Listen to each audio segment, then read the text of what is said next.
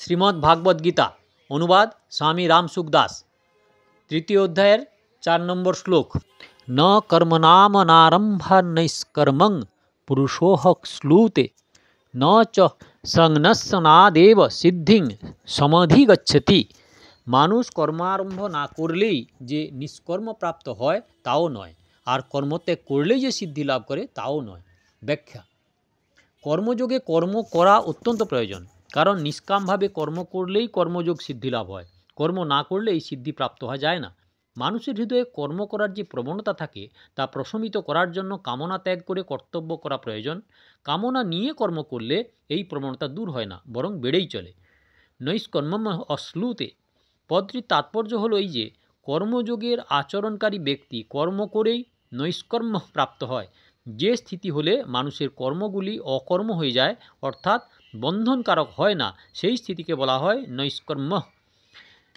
যেরূপ ভর্জিত বীজ অঙ্কুর উদ্গমে অসমর্থ হয়, সেইরূপ কামনারহিত হয়ে কর্ম করলে তা ফলদানে সর্বতভাবে অসমর্থ হয়। সুতরাং নিষ্কাম মানুষ দ্বারা সংগঠিত কর্মে পুনরায় জন্ম মৃত্যু চক্রে আবর্ত করবার শক্তি থাকে না। কামনা ত্যাগ তখনই সম্ভব যখন সমস্ত কর্মই অপরের হিতার্থে করা হয়, নিজের জন্য নয়। কারণ কর্ম মাত্রেই সংসারের সঙ্গে সম্পর্ক থাকে এবং নিজ বা স্বরূপের সম্বন্ধ থাকে পরমাত্মার সঙ্গে। নিজের সঙ্গে কর্মের কোনো সম্পর্ক নেই। সেই জন্য যতক্ষণ পর্যন্ত স্বার্থের জন্য কর্ম করা হয় ততক্ষণ কামনা ত্যাগ হয় না, এবং যতকাল কামনা শূন্যতা না হয় নৈষ্কর্ম প্রাপ্তি ঘটে না। ন চ সংন্যসনাদেব সিদ্ধিং সমধিগচ্ছতি। এই শ্লোকের পূর্বার্ধে কর্মযোগের দৃষ্টিতে ভগবান বলেছিলেন যে কর্মারম্ভ না করে কর্মযোগীর পক্ষে কখনোই নৈষ্কর্মতা প্রাপ্তি সম্ভব নয়। এখন শ্লোকের উত্তরার্ধে সাংখ্যযোগের দৃষ্টিতে বলেছেন যে কর্মগুলি কেবলমাত্র স্বরূপত উপর থেকে ত্যাগ করলেই সাংখ্যযোগীর সিদ্ধি অর্থাৎ নৈষ্কর্ম প্রাপ্তি ঘটে না। সিদ্ধি লাভ করতে হলে তার কর্তৃত্ব লাভ বা অহংভাব পরিত্যাগ করা অত্যন্ত আবশ্যক। সুতরাং সাংখ্যযোগীর জন্য কর্মগুলি স্বরূপত ত্যাগ করা প্রধান নয়, প্রধান হলো অহং কর্তৃত্বকে পরিত্যাগ করা। সাংখ্যযোগে কর্ম করাও যায়, আবার কোনো এক সীমা পর্যন্ত কর্ম পরিত্যাগও করা যায়, কিন্তু কর্মযোগে সিদ্ধি প্রাপ্তির জন্য কর্ম করাই আবশ্যক। মর্মার্থ: শ্রীমদ্ ভাগবত গীতা মানুষকে পরমার্থ সিদ্ধির ব্যবহারিক নিয়ম শেখায়। এর তাৎপর্য হলো কর্তব্য কর্ম করানো নিয়ে, কর্তব্য কর্ম ত্যাগ নিয়ে নয়।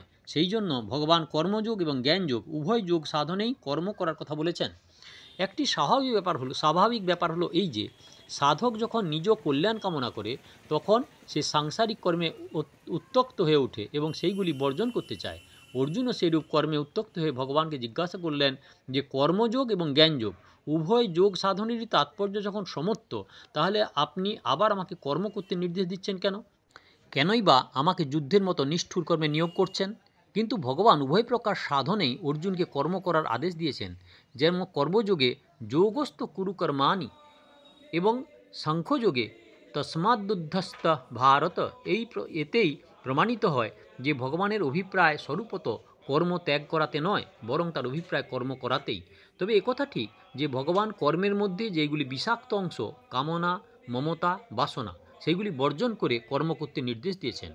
কর্মকে স্বরূপত ত্যাগ না করে সাধকের উচিত সেইগুলির প্রতি নিজ আসক্তি বিচ্ছিন্ন করা।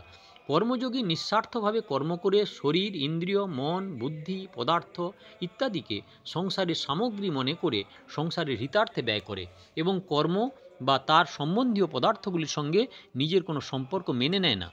জ্ঞানযোগে সৎ অসৎ বিবেকের প্রাধান্য থাকে।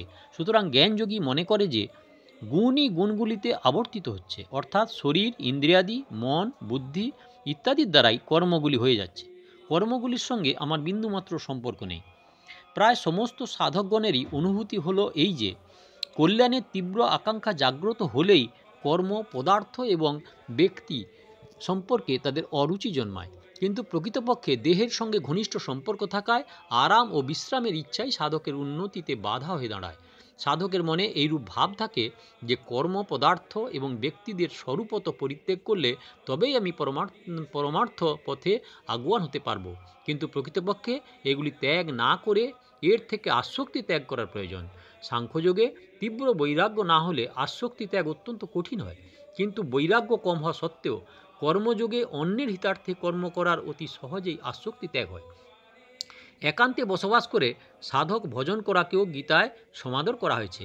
কিন্তু সাত্ত্বিক পুরুষ একান্তে থেকে সাধন ভজনের সময় ব্যয় করলেও রাজসিক পুরুষ সংকল্প বিকল্পে এবং তামসিক পুরুষ নিদ্রা আলস্য এবং প্রমাদে সময় অতিবাহিত করে, যার ফলে পতন অবশ্যম্ভাবী হয়। সেই জন্য সাধকের একান্তে বসবাসের রুচি থাকলেও, অর্থাৎ সাংসারিক কর্ম পরিত্যাগ করে পরমার্থিক কাজ করায় তার প্রবৃত্তি থাকলেও কর্তব্য রূপে যা তার সম্মুখীন হয় তৎপরতার সঙ্গে সেটি তার পালন করা উচিত।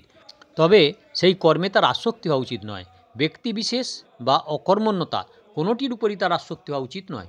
কোথাও আসক্তির উদয় না হলে সাধকের খুব শীঘ্রই কল্যাণ হয়। শারীরিকভাবে একান্ত বাসকেই প্রকৃত একান্ত মনে করা হলো ভ্রম, কারণ শরীর এই সংসারেরই অংশবিশেষ।